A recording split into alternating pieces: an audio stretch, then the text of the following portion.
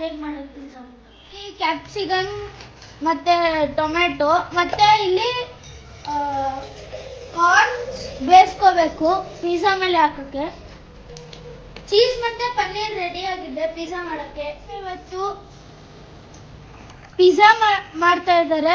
ಅದಕ್ಕೆ ಫಸ್ಟು ನೀವು ಸ್ವಲ್ಪ ಉಪ್ಪು, ಈಸ್ಟು ಮತ್ತು ಸಕ್ಕರೆ ಹಾಕೋಬೇಕು ಮತ್ತು ಅದಕ್ಕೆ ಬಿಸಿ ನೀರು ಮಿಕ್ಸ್ ಮಾಡ್ಕೋಬೇಕು. ಈಗ ನಾವು ಮೈದಾ ಹಿಟ್ಟು ಗೋಧಿ ಹಿಟ್ಟು ಮಿಕ್ಸ್ ಮಾಡ್ಕೊತಾ ಇದ್ದಾರೆ. ಸ್ವಲ್ಪ ಉಪ್ಪು ಹಾಕ್ಬೇಕು.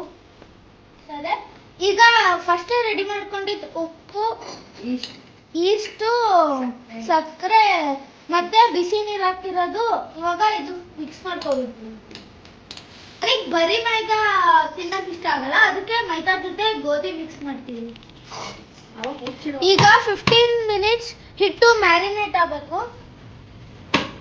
ಈಗ ಇದ್ರ ಜೊತೆ ಬಟರನ್ನು ಮಿಕ್ಸ್ ಮಾಡಬೇಕು. ಬಟರ್ ಏನಕ್ಕೆ ಮಿಕ್ಸ್ ಮಾಡ್ಬೇಕಂದ್ರೆ ಹಿಟ್ಟು ಸಾಫ್ಟ್ ಆಗಿ ಬರಬೇಕಂತ ಬಟರ್ ಬೇಸು ತುಂಬಾ ಮ್ಯಾರಿನೇಟ್ ಆಗಿದೆ.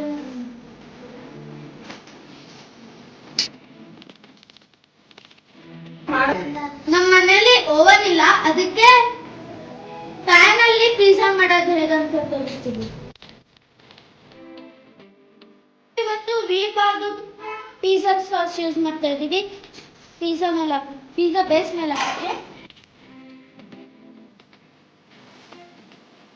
ಪ್ಯಾರಡೈಸ್ ಪಿಜ್ಜಾ ಮಾಡ್ತಾ ಇದ್ದೀವಿ.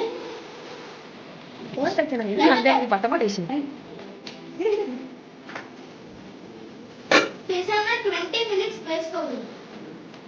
ಟಾಪಿಂಗ್ಸ್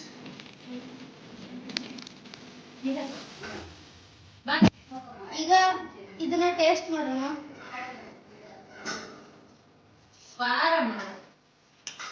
ಸಖತ್ತಾಗಿದೆ. ನೀವು ಮನೇಲಿ ಈ ತರ ಮಾಡ್ಕೊಂಡು ತಿನ್ಬೋದು.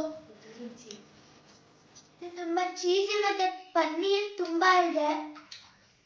ಟೇಸ್ಟಿ.